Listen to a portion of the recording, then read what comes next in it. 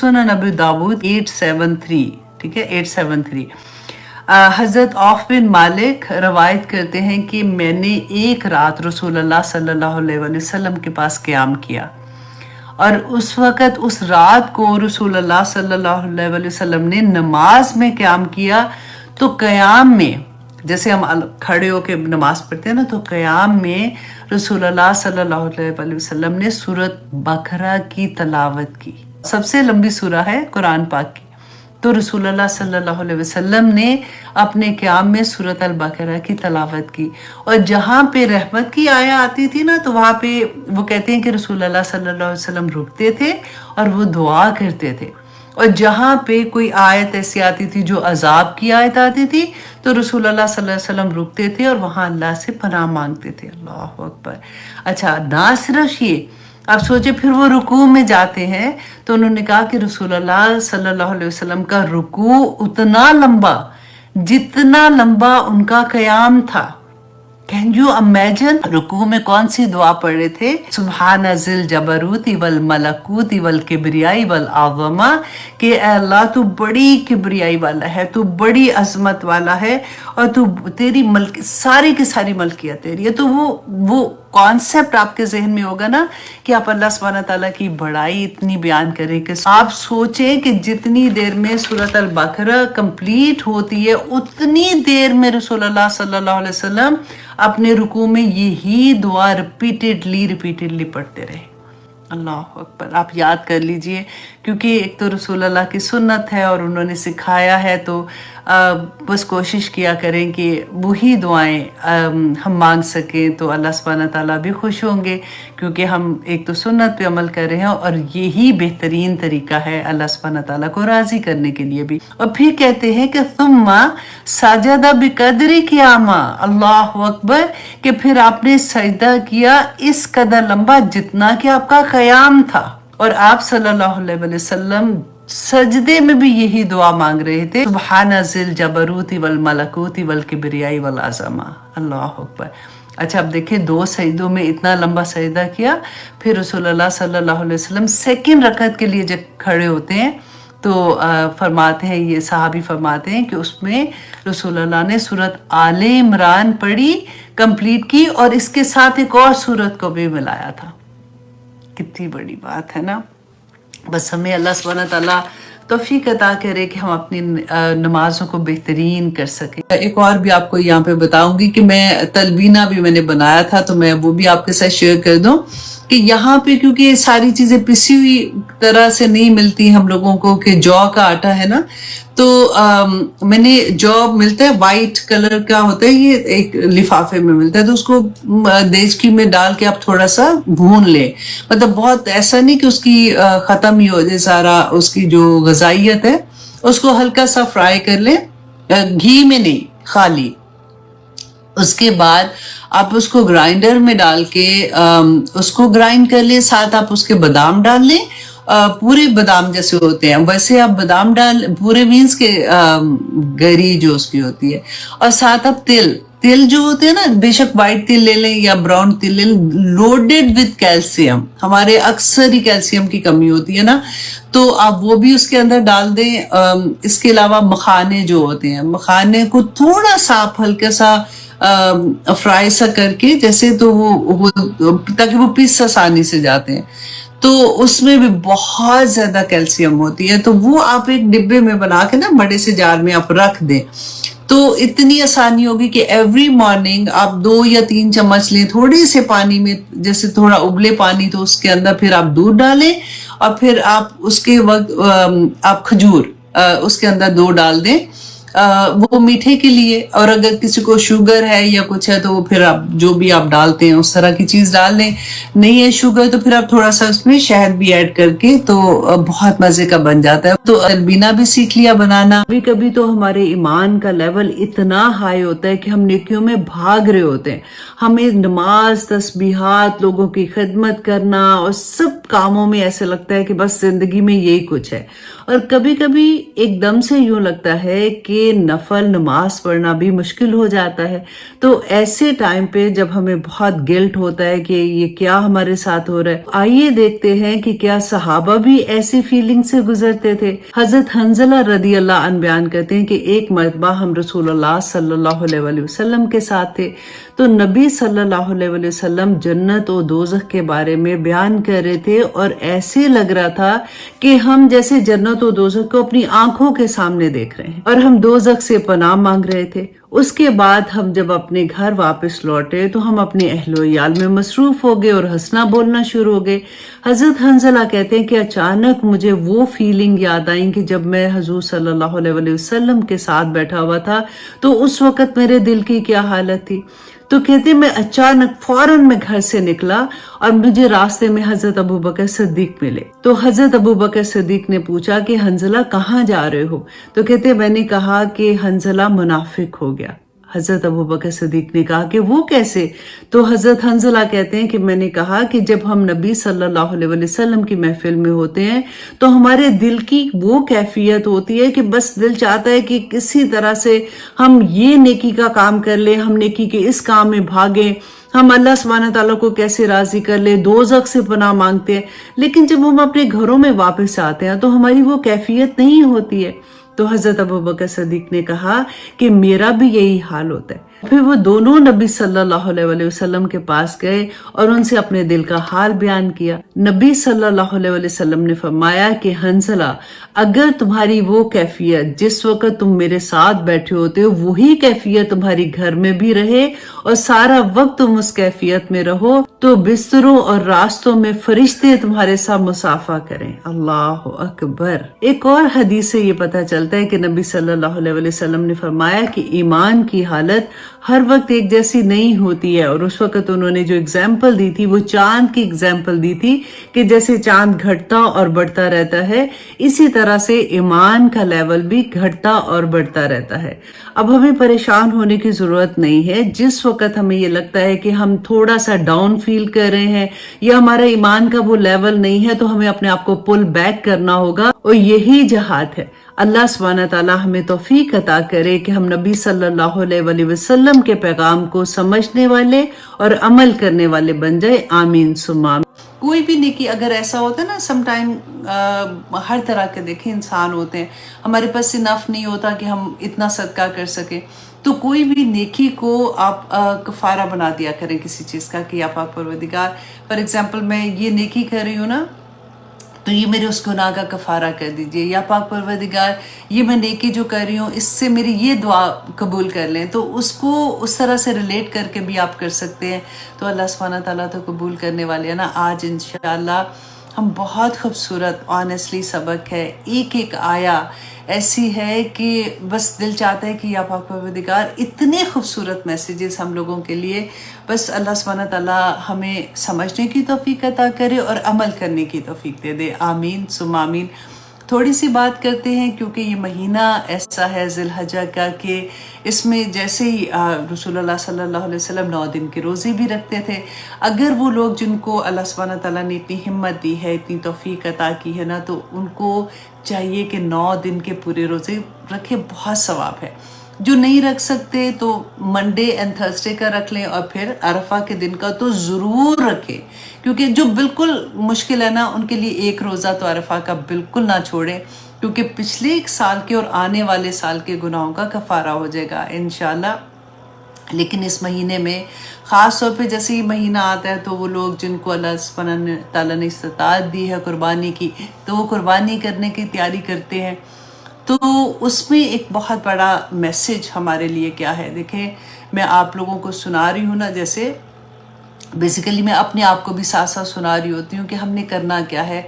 आप में से जो करते होंगे इल्ला माशाल्लाह वो तो करते होंगे, लेकिन जिनको अभी तक जिन्होंने नहीं किया तो उनके लिए मैं ये कहूँगी कि ज़रूर ये एक चीज़ करें कि अपने बच्चों को ये बताएं कि ये कुर्बानी हम क्यों कर रहे हैं, ये किसकी सुन्नत है, हज़रत इब्राहीम अलैहिस्सलाम की सुन्नत है ना।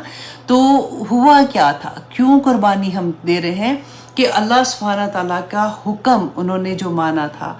देखिए हुक्म के लेवल होते हैं ना, एक छोटा हुक्म है कि देखो किसी का फॉर एग्जांपल दिल नहीं दुखाना, किसी को तंग नहीं करो, झूठ नहीं बोलो, चुगली नहीं, अब लेवल जैसे सीढ़ियाँ होती हैं, अब चढ़ते जाते हाईएस्ट लेवल क्या होगा। आप देखिए अपने बच्चे के लिए ना, अगर ये भी होता है ना कि इसको वो जहाद पे भेज दो, मुल्क के लिए कुर्बान कर दो, तो बच्चे जाते हैं, मतलब भेजते हैं ना माँ बाप अपने। लेकिन इस लेवल की बात कि अपने बच्चे को अपने हाथ से ज़बह करो, अल्लाह अकबर, हुक्म आ गया ना। वैसे उनको तो ख्वाब ही आया था, और वो बच्चा भी कितना सादतमंद था कि उसने भी कोई बात नहीं, उसने कहा अपने बाप को कि जो अल्लाह का हुक्म है, जो आपका आपको हुक्म हुआ है, आप कर गुजरिए। अब देखिए बच्चों को हमें ये बताना है कि देखो बेटा, जब अल्लाह सुब्हाना ताला ने इस लेवल का हुक्म दिया तो हज़रत इब्राहीम अलैहिस्सलाम ने क्या किया था, समेना व अताना, कि सुना और अतात कर दी, कोई बात नहीं, कोई चूंचरानी कि नहीं अल्लाह सुब्हाना ताला ये तो मेरी बुढ़ापे की औलाद, या पाक परवरदिगार मैं कैसे कर सकता हूँ, आप तो जानते हैं मैं इंसान हूँ, मतलब कोई बहाना नहीं। और अल्लाह सुब्हाना ताला ने फिर देखिए आज भी हमारे लिए क्या सबक है कि जब इस लेवल का कभी कोई मुकाम आ जाएगा ना कि हमें फैसला करना पड़ जाए कि बच्चों की फॉर एग्जाम्पल अगेंस्ट करना पड़ जाए, या कभी हक का फैसला हो हमें करना पड़े और हमारे लिए बेइंतहा मुश्किल हो और हम सोचे कि ये कैसे करेंगे, आप ये याद रखिएगा कि अल्लाह सुब्हाना ताला उस मुश्किल में आपको डाल के आजमा रहे हैं ना। तो जैसे क्या हुआ था कि हज़रत इब्राहीम ने अपनी आंख खोली थी तो नीचे मैदा था ना, बच्चे को तो नहीं कुर्बान किया था। अल्लाह सुब्हाना ताला सिर्फ ये देखना चाहते हैं कि मेरा बंदा मानता है कि नहीं। उस वक़्त वो इरादे क्या करते हैं, अल्लाह सुब्हाना ताला पूरी चीज़ को फेर देते हैं, आसानियाँ कर देते हैं, लेकिन सिर्फ ये है कि हम अपने इरादे देखें, क्योंकि उसी का ही अजर अल्लाह सुब्हाना ताला अता करते हैं। तो इस कुर्बानी को आप लोगों ने सिर्फ ये नहीं कि हमने कितने बकरे किए, हमने क्या किया क्या नहीं किया, अल्लाह सुब्हाना ताला सबको इस्तात दे, सिर्फ उन्हीं पे ही है वाजिब जिनको अल्लाह सुब्हाना ताला ने इतनी तौफीक दी है, जिनको नहीं है उनके लिए नहीं है। लेकिन ये बहुत बड़ा सबक है हम सब के लिए। अल्लाह सुब्हाना ताला हमें तौफीक अता करे कि इस महीने जब हम इस चीज़ को याद रखें तो पूरा साल हम इसकी प्रैक्टिस कर सकें। आमीन सुम्मा आमीन। अब देखिए कि रसूलुल्लाह सल्लल्लाहु अलैहि वसल्लम ने हिज्जतुल विदा के मौका पर 100 ऊँट नहर किए थे। नहर जैसे बकरा होता है ना, हम कुर्बान वो करते हैं, तो इस तरह से जब ऊँट को करना होता है तो कुर्बानी वो नहीं कहते, ज़बा नहीं कहते करना, उनको नहर कहते हैं। तो रसूलुल्लाह सल्लल्लाहु अलैहि वसल्लम ने 63 ऊँट अपने हाथ से नहर किए थे। डेफिनेटली हेल्प तो होगी, लेकिन बाकी फिर जो ऊँट थे वो हज़रत अली ने किए थे। 30 सम बनते हैं जो हज़रत अली ने फिर किए थे। नंबर ऑफ उसके थे कि मैं आपको हदीस से सुना देती हूँ। सही मुस्लिम की हदीस है 1218 कि हिज्जतुल विदा के मौका पर रसूलुल्लाह सल्लल्लाहु अलैहि वसल्लम ने 63 ऊँट अपने हाथ से नहर किए, और जो बच गए थे जो कि 37 थे वो हज़रत अली को दिए और उन्होंने उनको नहर किया। और फिर हर ऊँट में से एक एक टुकड़ा गोश्त का मंगवा कर उससे हंडिया में डाला और उसको पकाया था। तो फिर हज़रत अली और रसूलुल्लाह सल्लल्लाहु अलैहि वसल्लम ने खुद खाया और उसका शोरबा पिया था। तो ये सही मुस्लिम की एक हदीस है जो मैं आपके सामने रख रही हूँ। अब देखिए कि ये हिज्जतुल विदा का मौका था जिसमें 1 लाख कहते हैं कि 24,000 सहाबा रसूलुल्लाह सल्लल्लाहु अलैहि वसल्लम के साथ हैं। उस वक़्त एक एक लम्हा इतना इम्पॉर्टेंट था कि रसूलुल्लाह सल्लल्लाहु अलैहि वसल्लम ने खुद कहा था कि तुम लोग मुझसे दीन के अहकामात जो है वो सीख लो, और हज के जो भी अहकामात हैं वो रसूलुल्लाह सल्लल्लाहु अलैहि वसल्लम ने सिखाए थे। इतना इम्पॉर्टेंट वक्त था कि एक एक चीज़ सहाबा नोट कर रहे थे और रसूलुल्लाह सल्लल्लाहु अलैहि वसल्लम सहाबा को सिखा रहे थे। उसमें अगर आप देखें कि अगर ऊँट जो नहर किए थे, अगर उनका आप टाइम निकालते ना, अगर फॉर एग्जांपल 5 मिनट भी लगे, जो 5 तो नहीं लगते, बहुत टाइम लगता है, 5 भी करें तो 5 घंटे और कुछ 15 मिनट बनते हैं। जो एक दिन में रसूलुल्लाह सल्लल्लाहु अलैहि वसल्लम ने इतना वक्त इस एक रुकन पे लगाया। तो आप सोचिए कि कितनी इसकी इम्पोर्टेंस की समझ आती है कि किस तरह से इतना इम्पोर्टेंट था। और देखिए रसूलुल्लाह सल्लल्लाहु अलैहि वसल्लम मदीना में जब थे ना, तो सहाबा कहते हैं कि कोई एक टाइम ऐसा नहीं था, कोई एक साल ऐसा नहीं था कि रसूलुल्लाह ने कुर्बानी नहीं दी। इवन दो वो सफ़र में होते थे तो तब भी वो कुर्बानी दिया करते थे। तो इससे भी पता चलता है कि इसकी इम्पोर्टेंस देखें। हम ये भी जानते हैं, हम जो सीरा पढ़ते हैं कि रसूलुल्लाह सल्लल्लाहु अलैहि वसल्लम के घर के हालात कैसे थे, بہت دفعہ ایسا تھا کہ کھانا کی بھی چیزیں نہیں ہوتی تھی، لیکن اس کے باوجود رسول اللہ صلی اللہ علیہ وسلم پسند کرتے تھے اور انہوں نے ہر سال قربانی بھی دی تھی۔ اللہ سبحانہ تعالیٰ ہم سب کو اتنی وسعت عطا کرے۔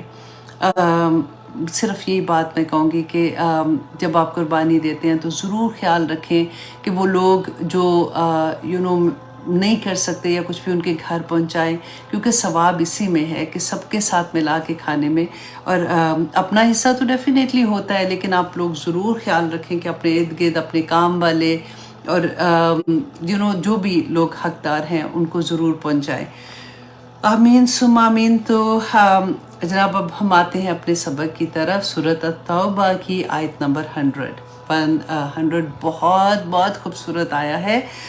اللہ سبحانہ تعالیٰ ہمیں توفیق عطا کرے کہ ہم ان آیات کو سمجھ سکیں، کیونکہ ہم سورۃ توبہ جو کر رہے ہیں نا، دیکھیں شروع سے اب تک اگر آپ کو سورۃ توبہ کی سمجھ آ جائے نا آنیسٹلی، تو آپ اپنی پوری زندگی اس کے مطابق آپ لائن اپ کر سکتے ہیں کہ اللہ سبحانہ تعالیٰ نے ایک جنگ کا جنگ تبوک میں سارے لوگوں کی جو ہوتے ہیں نا کہ اس کی خصلت کیا ہے وہ واضح کر کے رکھ دی، کہ کیسے کیسے لوگ ہوتے ہیں، کیسے کیسے ان کی عادات ہوتی ہیں، وہ عادتیں کیسے لوگوں کی ہوتی ہیں، اچھے کیسے، برے کیسے، درمیانی قسم کے کیسے۔ تو آپ اگر آپ کو یہ سمجھ آ جائے گی نا، تو پھر آپ کو اپنے گھر میں، اپنے محلے میں، اپنے کاروبار میں، اپنے کام کی جگہ پہ، اپنے شہر میں، اپنے ملک میں آپ آرام سے آپ کو پتہ چل سکے گا کہ کون کس جگہ پہ بیٹھا ہوا ہے اور کیا اس کے ساتھ کرنا چاہیے، ہمیں کیسے بچنا چاہیے ایسے لوگوں کے ساتھ۔ کیونکہ یہ کن کی بات ہو رہی ہے؟ یہ مسلمانوں کی بات ہی ہو رہی ہے نا، کہ جو رسول اللہ صلی اللہ علیہ وسلم کے ارد گرد تھے، جو مسلمان تھے، کلمہ گو تھے، ان میں سے الحمدللہ سابقون اولون کی آج بات ہم پڑھیں گے کہ وہ زیادہ تر لوگ وہ تھے جو رسول اللہ صلی اللہ علیہ وسلم کا حکم آ گیا تو اس کے بعد انہوں نے سمیع وطاعہ کر لیا۔ تو یہاں پہ ہم یہ دیکھیں گے کہ آیت نمبر 100 اللہ سبحانہ تعالیٰ فرماتے ہیں والسابقون الاولون، کہ سبقت کرنے والے سب سے پہلے من المہاجرین، مہاجرین میں، والانصار، اور انصار میں۔ اب یہاں پہ دیکھیے کہ سابقون اولون کون تھے۔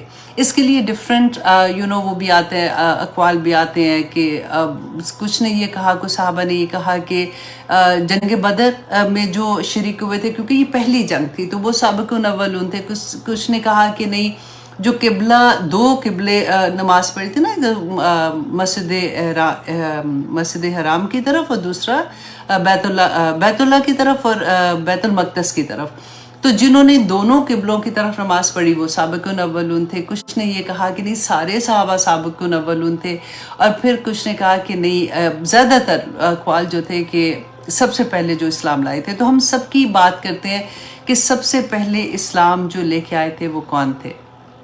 اب دیکھیے کہ رسول اللہ صلی اللہ علیہ وسلم پہ جب وحی نازل ہوتی ہے، اب سب سے پہلے جب وہ گھر واپس آتے ہیں تو جو کس کو بتایا تھا؟ اپنی بیوی کو بتایا تھا نا، حضرت خدیجہ رضی اللہ عنہا کو بتایا تھا۔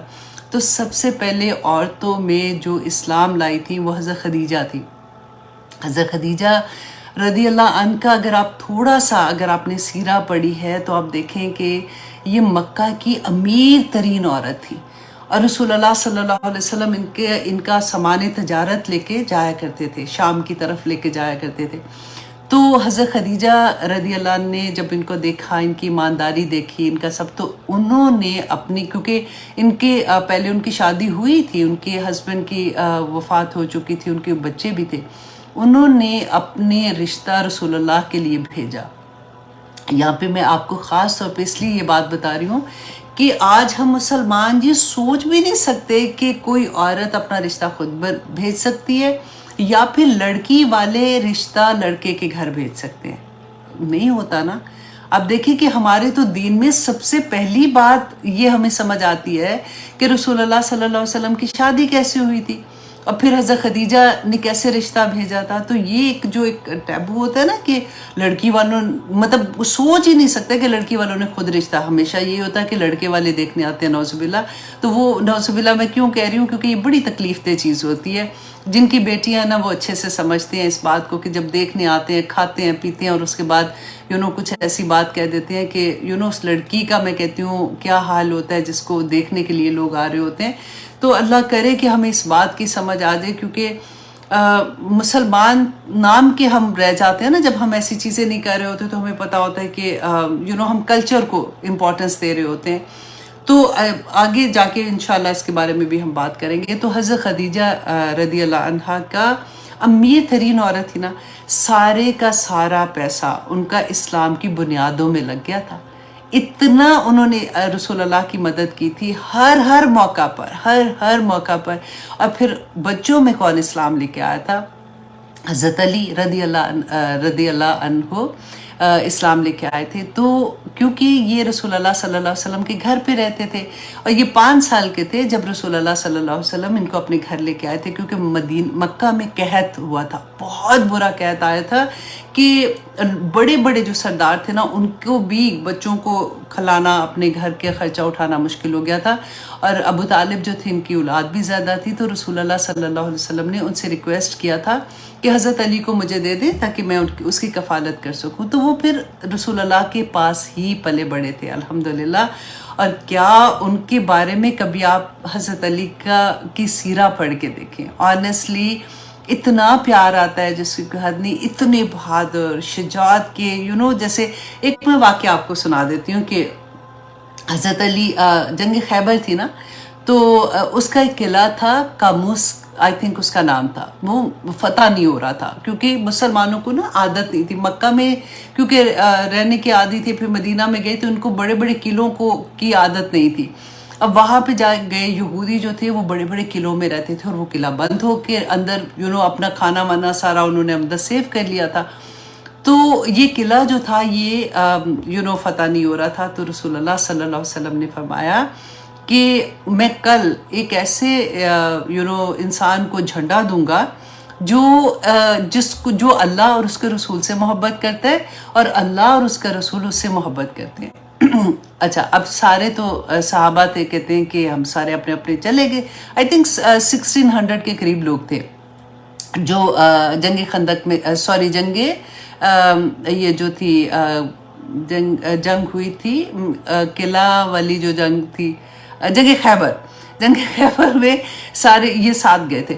اب حضرت عمر کی اتنی پیاری بات لگتی ہے کہ حضرت عمر کہتے ہیں کہ میں گھر تو چلا گیا، واپس اپنے خیمے میں گیا، تو میں سارا وقت یہ سوچتا رہا کہ صبح کس کی باری آئے گی. تو کہتے ہیں پہلی مرتبہ ایسا تھا کہ مجھے یہ لالچ ہوئی کہ مجھے یہ نبی صلی اللہ علیہ وسلم کل میرا نام لے.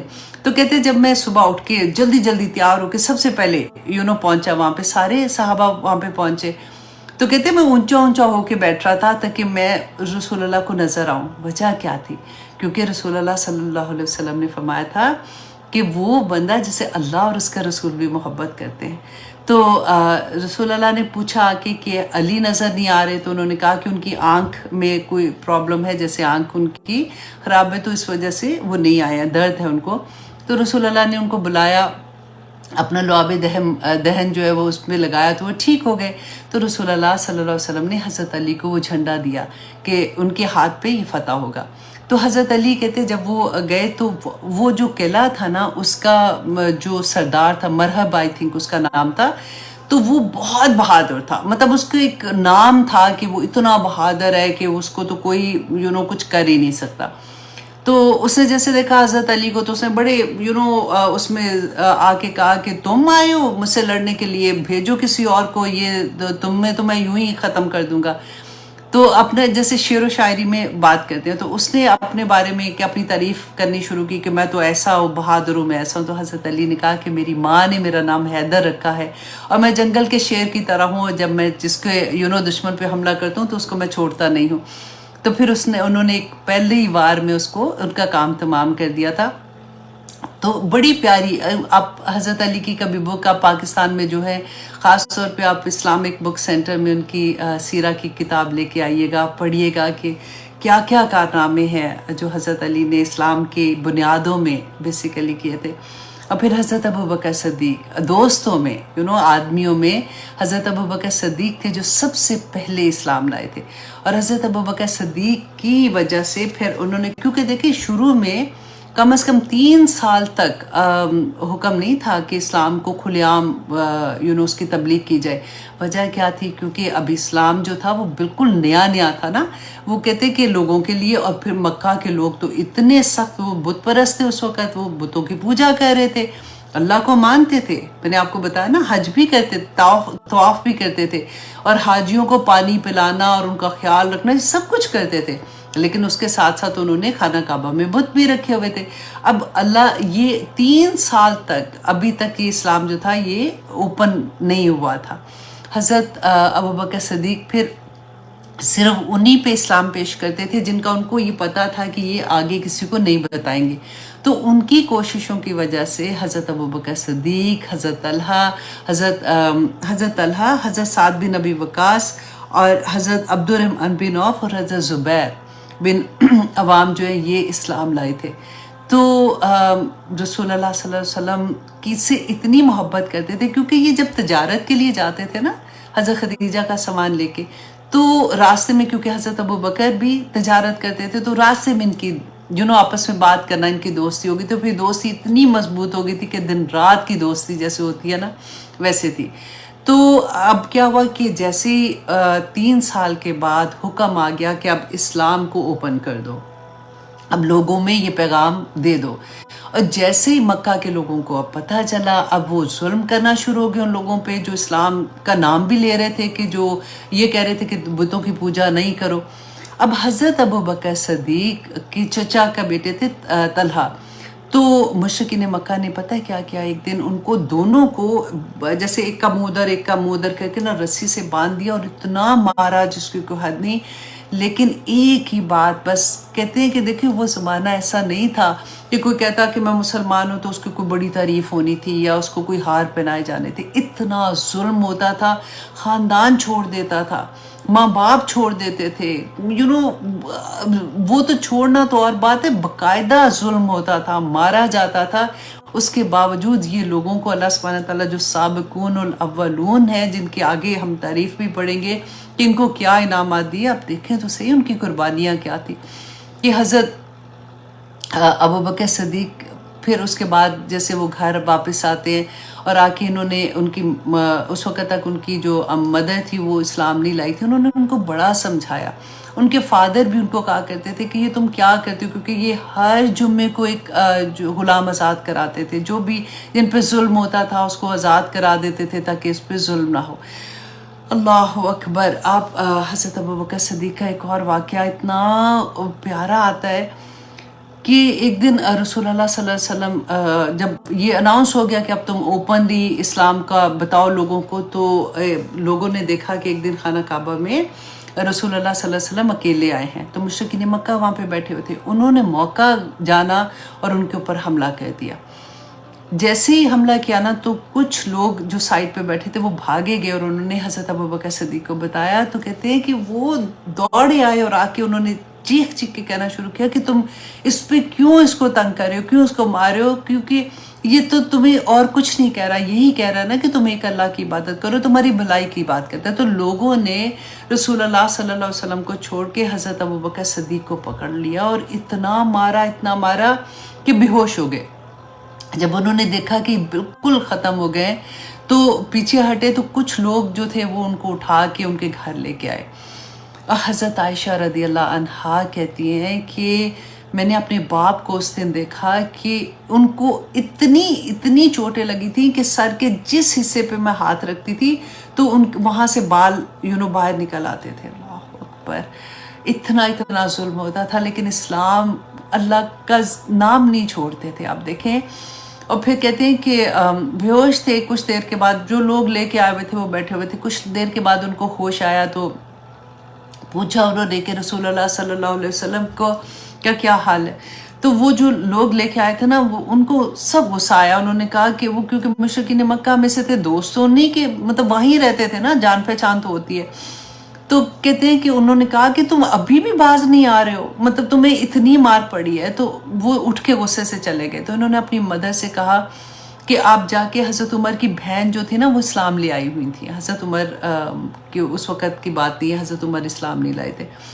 تو انہوں نے کہا کہ آپ ان کو جا کے پوچھیں کہ رسول اللہ کا کیا حال ہے. تو ان کی مدر تھی، بیٹے کی محبت تھی، گئیں، حالانکہ وہ اسلام نہیں لائی ہوئی تھی.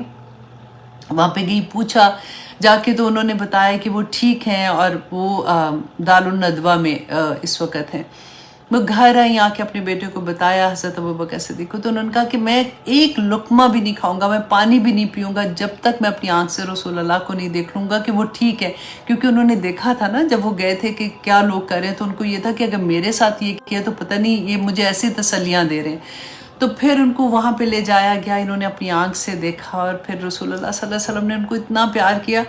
اب دیکھیں یہ لوگوں نے کیسے اسلام کی بنیادوں میں، اگر یہ لوگ نہیں ہوتے تو آج ہمارے پاس اسلام نہیں آتا نا. تو اللہ سبحانہ، اور اس کے بعد جو رسول اللہ صلی اللہ علیہ وسلم کا غلام تھے نا، حضرت خدیجہ نے ان کو خریدا تھا، اور پھر وہ رسول اللہ صلی اللہ علیہ وسلم کو دیا تھا زید بن حارثہ ان کا نام تھا. رسول اللہ صلی اللہ علیہ وسلم ان کو بالکل اپنے بچوں کی طرح پیار کرتے تھے، بلکہ شروع میں رسول اللہ صلی اللہ علیہ وسلم نے ان کو اپنا نام بھی دیا تھا. لوگ ان کو زید بن محمد کے نام سے جانتے تھے، لیکن کیونکہ اس وقت تک ابھی وہ آیا نہیں آئی تھی جس میں یہ تھا کہ اگر آپ بچہ اڈاپٹ کرتے ہیں یا لے پالک بچہ ہے یا کچھ بھی، تو اس کو آپ اپنا نام نہیں دیں، اس کے باپ کا نام ہونا چاہیے.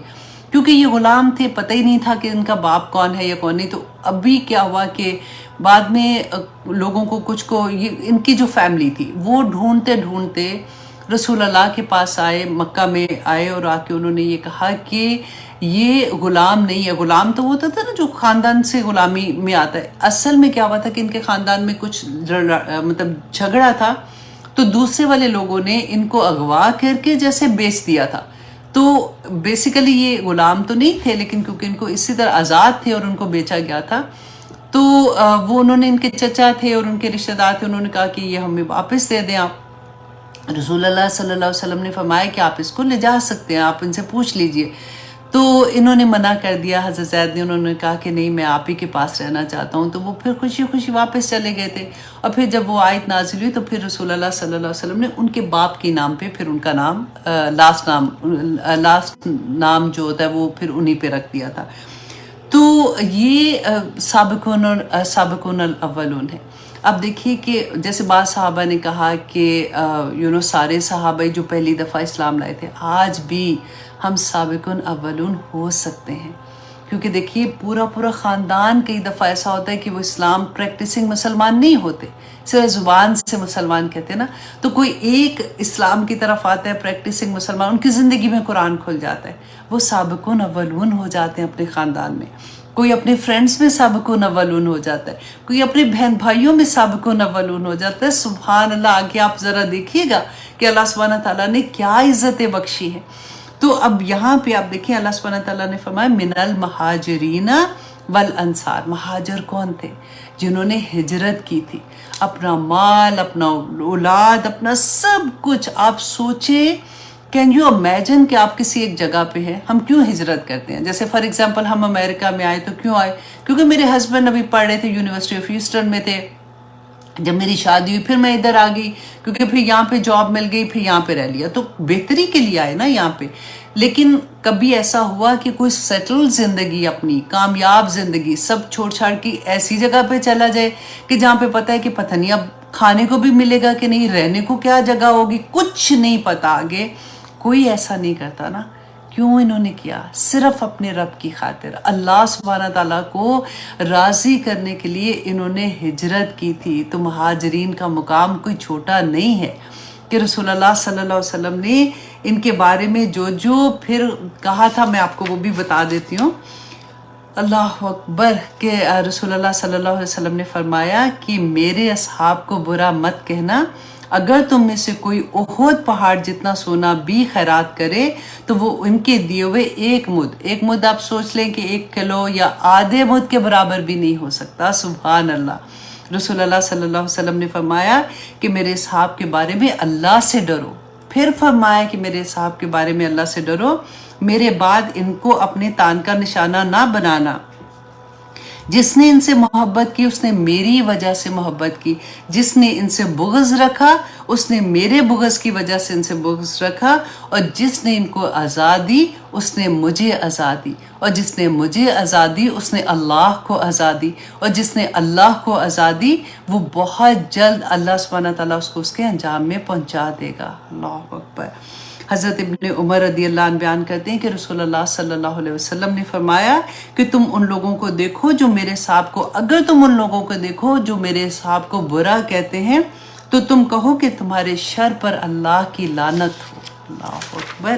تو اتنا بڑا مقام تھا صحابہ کا، الحمدللہ۔ تو ہم پورے قرآن پڑھتے جائیں، سیرہ پڑھتے جائیں تو ہمیں پتہ چلتا ہے۔ اب مہاجرین کے بارے میں اور پھر انصار کون تھے؟ دیکھیں جب رسول اللہ صلی اللہ علیہ وسلم نے ہجرت کا کہہ دیا نا سب کو کہ مکہ سے کہ تم ہجرت کر کے مدینہ جاؤ، تو مدینہ میں جو لوگ تھے، اور پھر رسول اللہ صلی اللہ علیہ وسلم نے مواخات مدینہ آپ نے پڑھا نا کہ ایک انصار اور ایک مہاجر کو بھائی بھائی بنا دیا تھا۔ انہوں نے آپ اپنے آپ کو پتہ ایسے مزہ آتے جب ہم اپنے آپ کو اس جگہ پہ رکھتے ہیں۔ آپ جب آج رات کو سوئیں گے نا، پاکستان والے تو رات کو سو جائیں گے، ہم ذرا لیٹ سوئیں گے کیونکہ ہمارا دن ہے۔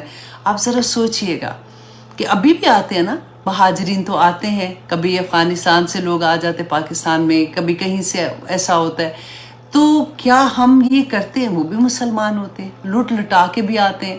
تو کیسے انہوں نے اپنا گھر بار، اپنا کاروبار، اپنی ہر چیز آدھی آدھی کر دی، اور اتنا خیال کہ اگر ان کے پاس کھانا ہے نا تو کئی دفعہ ایسا ہوتا تھا کہ ان کو یہ ڈر ہوتا تھا کہ یہ کھانا انف نہیں ہوگا، تو خود اپنا کھانا چھوڑ دیتے تھے اور اپنے جو ان کا بھائی بنائے تھے ان کو وہ کھانا دے دیا کرتے تھے۔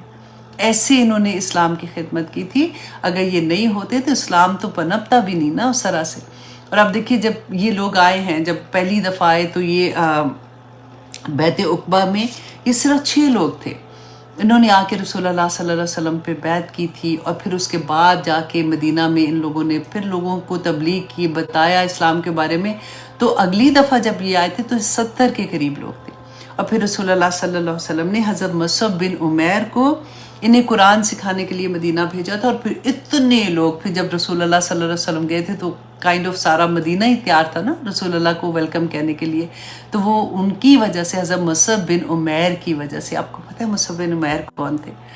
اللہ اکبر، اتنے لاڈلے اپنی ماں کے، کہتے ہیں ماں کا مطلب پیسے والے بھی تھے، اور یہ مشہور پتہ ہے کیا تھے کہ کہتے ہیں جس بازار سے گزرتے تھے نا تو لوگ پہچان جاتے تھے کہ یہاں سے مصعب گزرے ہیں، کیونکہ خوشبو ایسی آتی تھی، ان کے کپڑے چمک والے ہوتے تھے، مطلب ہوتے فریش کپڑے پہنے ہوئے، خوشبوؤں سے بھرے ہوئے۔ اور جب یہ اسلام لے کے آئے ہیں نا، اللہ اکبر، اتنا ان کا برا حال ہو گیا ہوا تھا، کیونکہ ماں نے چھوڑ دیا، پہلے تو بہت کہا، منع کیا، پھر جیسے بھی انہوں نے کوشش کی کہ یہ کسی طرح سے اسلام سے ہٹ جائے، کھانا نہیں دیتے تھے، ان کو باندھ کے رکھا۔ اس کے بعد پھر کہتے ہیں کہ یہ جب ان کی شہادت ہوئی تھی جنگ میں، تو رسول اللہ صلی اللہ علیہ وسلم بہت پیار کرتے تھے ان کو، تو اتنا بھی کفن کا کپڑا نہیں تھا کہ پورا کفن ان کو پہناتے، اگر اوپر والا حصہ کور کرتے تھے تو پاؤں ننگے ہو جاتے تھے، پاؤں کور کرتے تھے تو اوپر والا حصہ ننگا ہو جاتا تھا۔ اللہ اکبر۔ تو ایسے ایسے لوگوں نے اسلام میں اپنی جانیں دی ہیں، کچھ بھی نہیں، مطلب پیچھے تو سارا کچھ تھا نا، ماں باپ تھے، پیسہ تھا، عزت تھی، وہاں بھی سارا کچھ تھا نا، لیکن صرف ایک اللہ کی خاطر، رسول اللہ صلی اللہ علیہ وسلم کی محبت کی خاطر سب کچھ چھوڑ دیا، قربان کر دیا، سمینا واتانہ کرنے والے بن گئے۔ اس سورہ میں ہمیں ایک کی کردار، ایسا ایسا کردار ملے گا جو ہماری زندگیاں بدل دے گا، کہ ہمیں سمجھ آئے گی کہ او مائی گاڈ ہم کیا کر رہے ہیں۔ ہم تو اپنی پسند کی زندگیاں کی بس یہ میں کر سکتی ہوں، یہ میرے سے نہیں ہوتا۔ ہم نے تو جن کی زندگیوں میں قرآن کھل جاتا ہے، میں بار بار آپ سے یہ کہتی ہوں کہ آپ کی زندگیوں میں قرآن کھلا ہے نا، تو اپنے کسی ایک دوست کی زندگی میں قرآن کھول دیں، اپنے کسی بچے کی زندگی میں قرآن کھول دیں، اپنے ہسبینڈ کی زندگی میں قرآن کھول دیں، بس آپ کا کوئی کام نہیں رہے گا۔ اس کے بعد قرآن خود ہی سے ان کو بتا دے گا کہ انہوں نے کیا کرنا ہے کیا نہیں کرنا۔ بڑے نصیب والے وہ لوگ ہوتے ہیں، الحمدللہ۔ آپ اپنے آپ کو دیکھیے کہ جن کی زندگیوں میں قرآن کھل جاتا ہے، سبحان اللہ۔ اللہ سبحانہ تعالیٰ ہم سب پہ اپنی رحمتیں کرے۔ اللہ تعالیٰ جی آپ کے وقت میں برکتیں ڈالے، اور جو وقت آپ نے اس کے لیے خاص کیا ہے اللہ سبحانہ تعالیٰ کے کلام کو سمجھنے کے لیے، اللہ سبحانہ تعالیٰ انشاءاللہ قیامت کے دن اتنے بڑے بڑے اجر دیں گے ہم لوگوں کو۔ آج بہت سے لوگوں کے میسیجز تھے سفر کے مہینے کے بارے میں، اسٹوڈنٹ کے بھی تھے، ٹیچرز کے تھے، اینڈ کچھ ایسے جو فرینڈس ہیں، جاننے والے ہیں، اور جو میسیجز آ رہے تھے میرے پاس کہ سفر کے مہینے میں ایک تو لکھا ہوا تھا کہ جی آپ پورے محلے میں جیسے جاننے والے اتنے لوگوں کو جمع کریں اور آپ یہ تسبیحات کریں، اتنے نفل آپ پڑھیں گے تو اس سے یہ ہوتا ہے کہ جو دعا آپ مانگیں گے نا وہ آپ کی پوری ہو جاتی ہے۔ اور انہوں نے یہاں تک کہا کہ جی ہم نے تو بڑا آزمایا ہوا ہے، ہماری تو ساری دعائیں پوری ہو جاتی ہیں، اور یہ عمل کیوں کرنا ہے، اس سے بلائیں جو ہیں وہ دور ہو جاتی ہیں۔ اور ایک سینگ میں تھا کہ پورے سال میں کتنی تھی، میرا خیال ہے 10,000 بلائیں اترتی ہیں۔ اب کوئی پوچھے ان سے کہ ان کو کس نے یہ بتایا ہے، اور انہوں نے کہا کہ 9,000 بلائیں جو ہیں وہ سفر کے مہینے میں اترتی ہیں۔ تو اس لیے، اور یہ مہینہ جو ہے یہ جو گھر کے آدمی ہیں ان کے لیے بھاری ہوتا ہے، تو اس لیے صدقہ بہت دیں اور بہت پڑھنا ہے، اور یہ نفل اس وقت اس تعداد میں پڑھنی ہے یہ تسبیح، تو اس سے یہ جو عذاب آ رہا ہے اور جو مصیبتیں آئیں گی وہ دور ہو جائے گی۔ تو اس لیے انہوں نے بلکہ مجھ سے یہ ریکویسٹ کیا ہوا تھا کہ آپ جو ہے سفر کے مہینے کے بارے میں ہمیں بتائیں کہ ہم نے کون سی تسبیحات کرنی ہے۔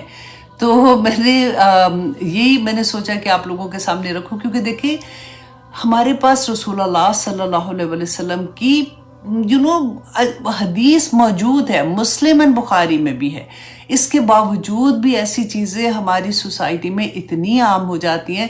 اصل میں ہم پتہ ڈرپوک بڑے ہیں، ہمیں یہ ڈر لگتا ہے کہ اگر کوئی کہتا ہے نا کہ یہ مہینہ جو ہے یہ بھاری ہے تو گھر کے آدمیوں پہ بھاری، تو اس طرح سے ہو جائے گا ان کے ساتھ، تو ہم فوراً ڈر جاتے ہیں کہ اچھا پھر ہم نے کیا پڑھنا ہے۔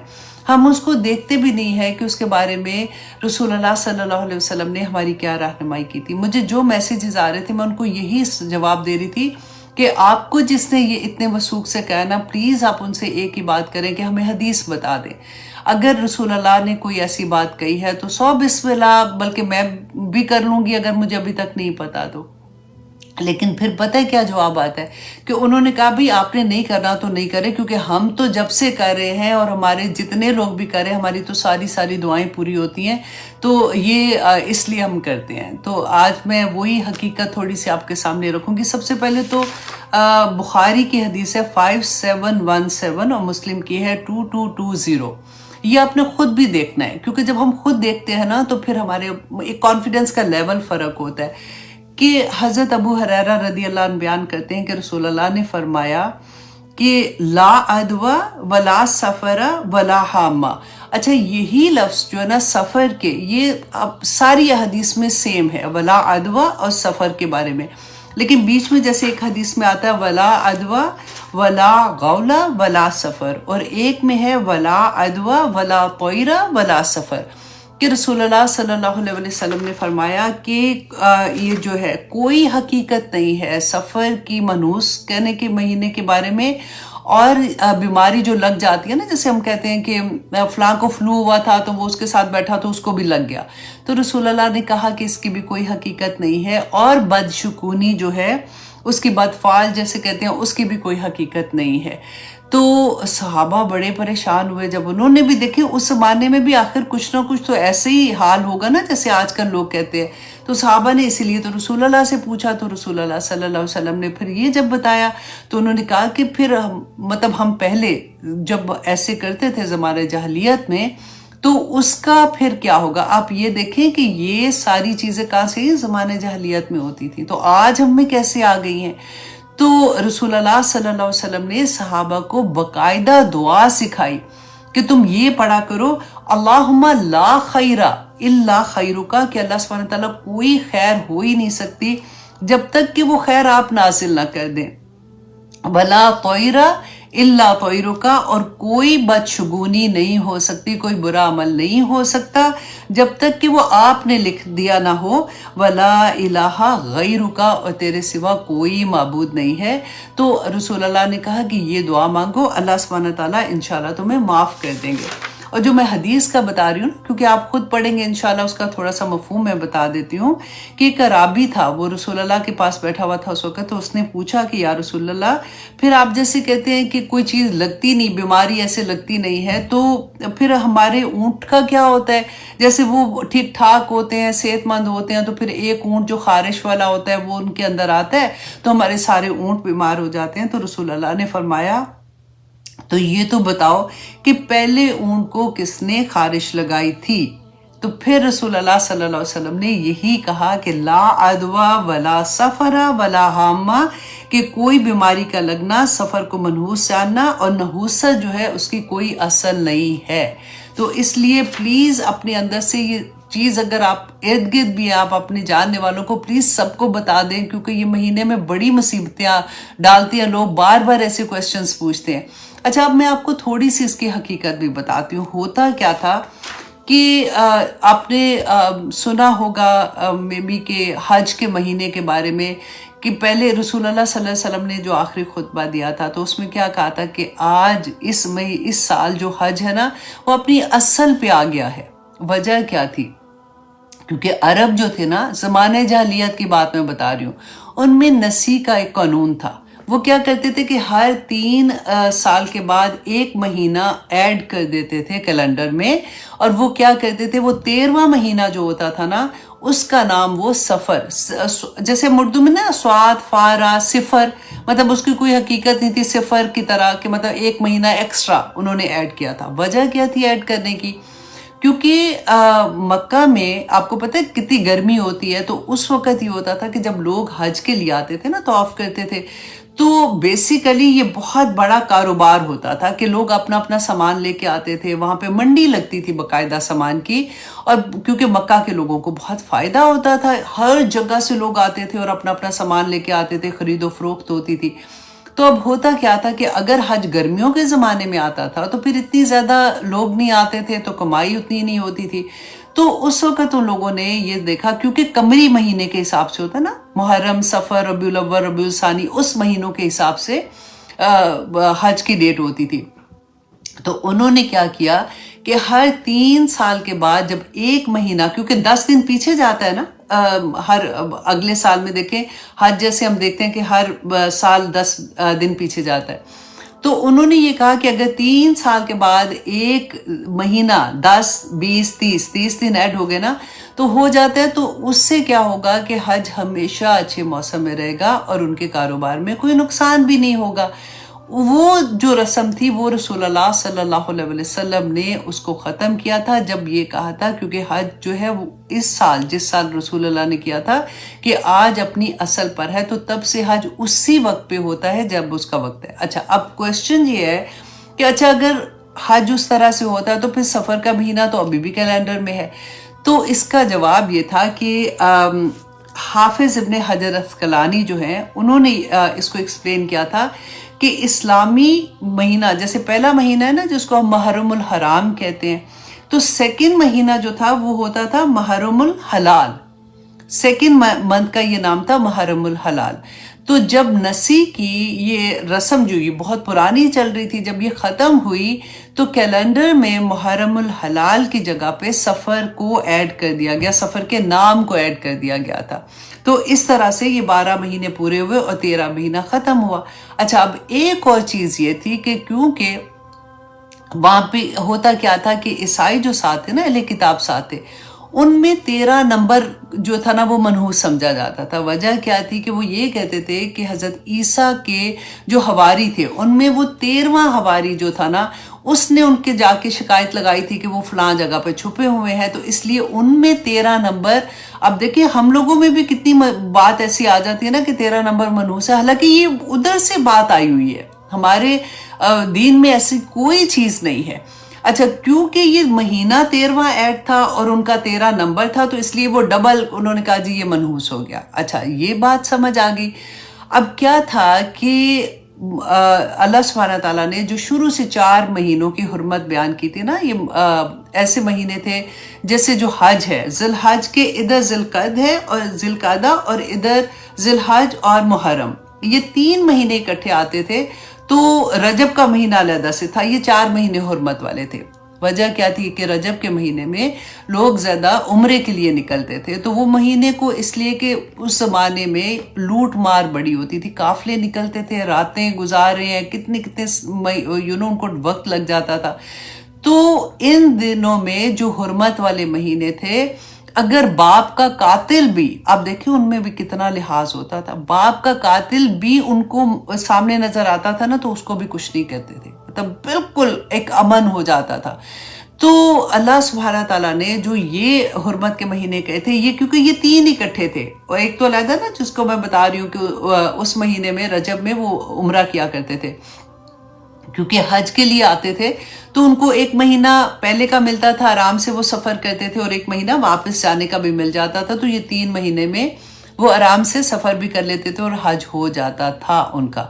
اب کیا ہوا کہ محرم کے بعد جو نیکسٹ مہینہ آ گیا وہ سفر تھا، تو سفر کے مہینے میں کیا ہوتا تھا کہ پھر یہ دوبارہ سے گھروں سے نکلتے تھے، جو ارد گرد کے لوگ ہوتے تھے بدو اور یہ وہ پھر لوٹ مار کرنا، اور نقصان اس سے بہت ہوتا تھا، اور کیونکہ لوٹ مار اتنی ہوتی تھی، اور پھر جنگیں جو ان کی رکی ہوتی تھی، مطلب ان دنوں میں وہ جنگیں بھی روک دیتے تھے کہ جنگیں ہوتی تھی، اس میں گھر کے آدمی مطلب جیسے وہ مرتے تھے، جو بھی لوگ قتل ہو جاتے تھے، اور پھر کیا ہوتا تھا کہ گھر گھر میں نوحہ ہوتا تھا، لوگ روتے تھے۔ اچھا، اب سفر کیونکہ خالی جیسے کہتے ہیں نا خالی مہینہ، تو جن کے گھروں میں چوری ہوتی تھی یا قافلہ لوٹتا تھا، سامان لوٹ جاتا تھا، تو وہ بھی روتے تھے، مطلب وہ بھی زیرو ہو جاتے تھے اس لحاظ سے، اور جن کے گھر میں ایسی چیز ہو رہی ہوتی تھی وہاں پہ بھی نوحہ ہوتا تھا اور رو رہے ہوتے تھے۔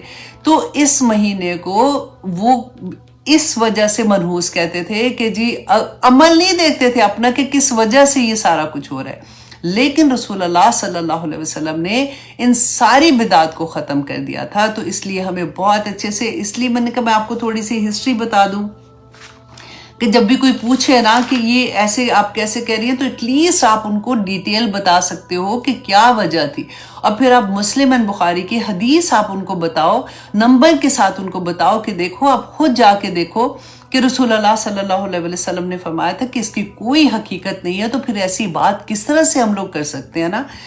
تو اللہ سبحانہ تعالیٰ جی ہمیں توفیق عطا کرے کہ ہم اصل دین کو سمجھ سکیں، ہم عمل کرنے والے بن جائیں، آمین ثم آمین۔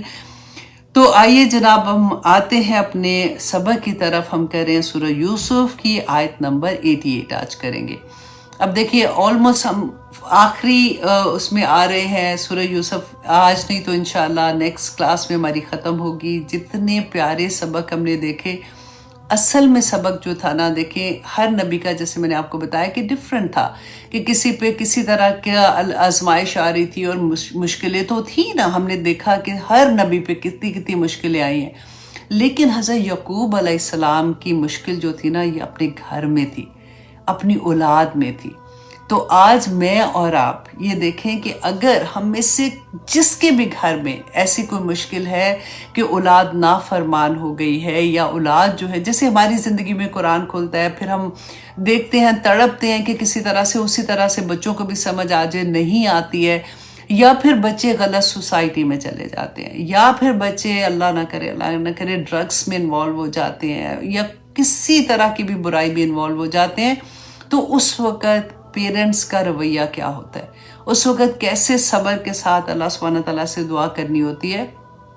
اب یہاں پہ یہ دیکھیے گا، کیونکہ آنیسٹلی جب تک میں نے سورہ یوسف نہیں پڑھی تھی نا، تو میں بالکل فرق طرح سے سوچتی تھی۔ مجھے یاد ہے کہ میرا جو چھوٹے والا تھا نا، کیونکہ بڑے والے تو نا اس زمانہ تھوڑا فرق تھا، شاید بچے وہ فرق تھے کیونکہ دادا دادی بھی ساتھ رہتے تھے، تو بچے بہت لرن کرتے ہیں بڑوں کے ساتھ۔ میں کہتی ہوں بڑے نصیب کی بات ہوتی ہے جن کے گھروں میں دادا دادی اور نانا نانی مطلب اراؤنڈ ہوتے ہیں ان بچوں کے، کیونکہ دادی کا پیار، دادا کا پیار، ادھر سے نانا نانی کا پیار، خالوں کا پیار، ادھر سے پھپھیوں کا پیار، چچوں کا پیار، ماموں کا پیار، وہ بچے ہی فرق طرح کے نکلتے ہیں۔ اگر چوک ہو جاتی ہے ادھر سے ماں باپ کی ان کو تربیت کرنے میں، تو دادی کر رہی ہوتی ہے، تو نانی کر رہی ہوتی ہے، تو خالیں بتا رہی ہوتی ہیں، تو یہ بڑے نصیب کی بات ہوتی ہے جن کو ایسے رشتے مل جاتے ہیں.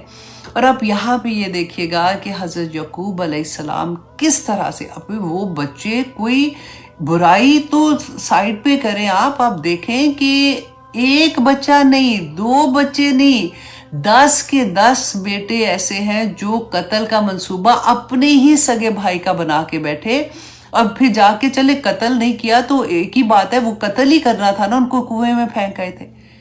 اور باپ کو پتا ہے کہ بچے کیا کر کے جھوٹ بول رہے ہیں، بتا بھی نہیں رہے ہیں، بھائی کو قتل کرنے کا جو بنا کے رہے، ان کو نہیں پتا کہ کیا ہوا ہے.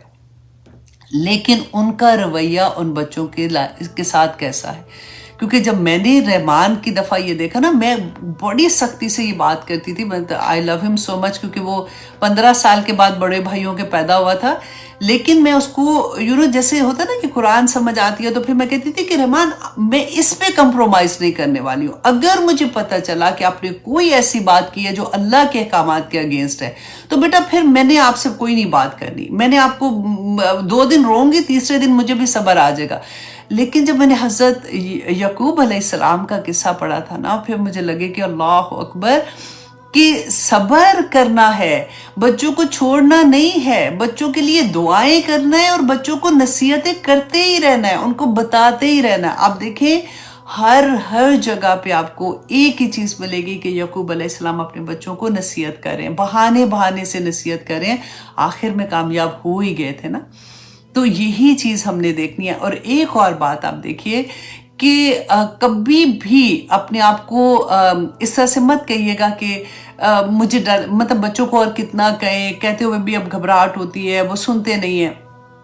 آپ دیکھیں کہ بچوں کو اور کوئی نہیں کچھ کہے گا، مجال ہے کہ کوئی ان کا دوست یا کسی کی ان کے دوستوں کی مدر یا رشتہ داروں میں سے کوئی، ایسے نہیں کوئی کسی کو کچھ کہہ سکتا سوائے ماں باپ کے.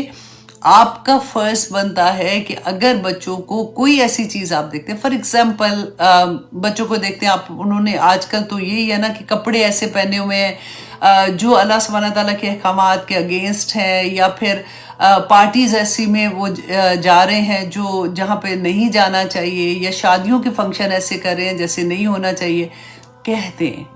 کہتے رہیں، کیونکہ اللہ سبحانہ تعالیٰ سے مدد مانگ کے کہتے رہیں کہ یا پاک پروردگار میری ربی شرح لی صدری ویسر لی امری، یا اللہ میں جب اس کو جو میں بات بتاؤں نا، اس کو یا اللہ اس کے سینے میں اتر جائے. اور انشاءاللہ اترے گی، کیونکہ اگر ماں باپ نہیں کہیں گے تو کوئی اور نہیں کہنے والا.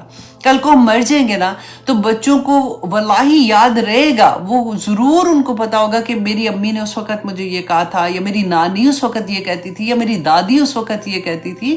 تو ان کے لیے آسانیاں ہو جاتی ہیں.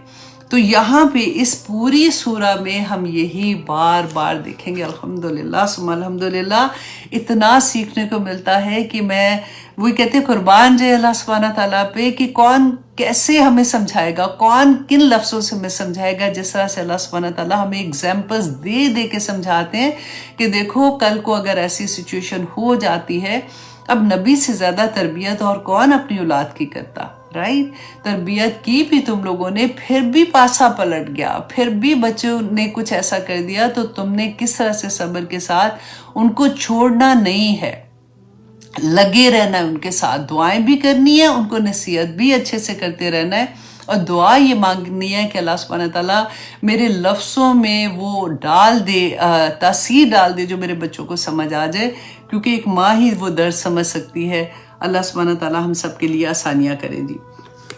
تو آئیے دیکھتے ہیں آیت نمبر 88 میں اب کہ اللہ سبحانہ تعالیٰ فرماتے ہیں فَلَمَّا دَخَلُوا عَلَيْهِ، کہ پس پھر جب وہ داخل ہوئے. اب یہ تیسری دفعہ اب واپس آ رہے ہیں، کیونکہ ہم نے لاسٹ ٹائم پڑھا تھا نا کہ یعقوب علیہ السلام نے کہا کہ تم واپس جاؤ اور جا کے تم ڈھونڈو، یوسف کو ڈھونڈو. اس کے اب تو 3 بیٹے غائب ہو گئے. پہلے ایک چھوٹے والا بھی چھوڑ رہے تھے ادھر، اور جو بڑے والا تھا اس نے تو منع کر دیا تھا.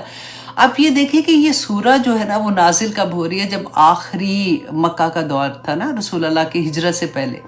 اور اتنا مشکل وقت تھا رسول اللہ کے لیے، کیونکہ ان کی اتنی محبت کرنے والی بیوی جو گھر میں جب آتے تھے تو پروٹیکشن ملتی تھی، وہ فوت ہو چکی تھی.